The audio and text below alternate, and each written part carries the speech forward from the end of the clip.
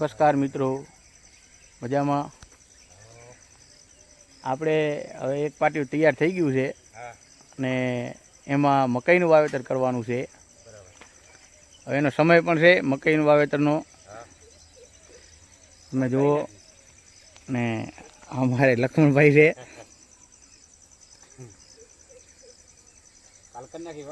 એમ વાવી નાખશું કાલ.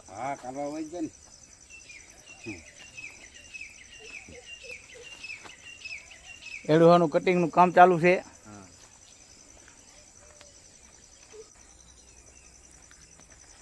આ એડુહા મિત્રો, એડુહાનું કટિંગ ચાલુ છે ને એક પાટિયું ક્લિયર થઈ ગયું છે. આમાં વાટ બાજરી વાવલ હતી ને હવે મકાઈ વાવવાની છે ગાય માટે.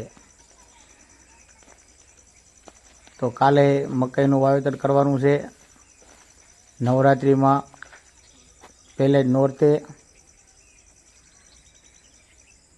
અને ચોમાસા પછી મિત્રો આંબાને શું ટ્રીટમેન્ટ કરવી એ હું આના પછીનો વિડીયો બનાવીશ. એમાં જોજો. આ આપણી મગફળી છે. મગફળી શરદ પૂનમના લેવાની છે, શરદ પૂનમના ઉપાડવાની થશે. આ પાટી એક તૈયાર થઈ ગયું છે, એમાં મકાઈનું વાવેતર કરવાનું છે. અને મકાઈનું વાવેતર કર્યા પછી મકાઈ માંડવી લઈ લીધા પછી બટેકાનું આયોજન કરવું છે. બટેકા વાવવા છે.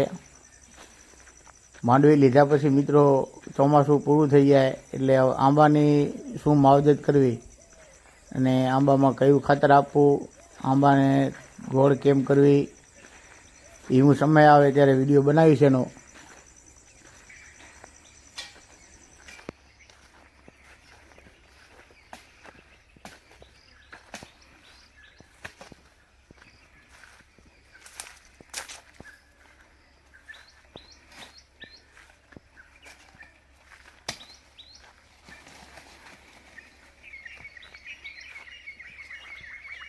કાપવાનું તો પડી ના આપણે કાપી નાખી બીલીપત્ર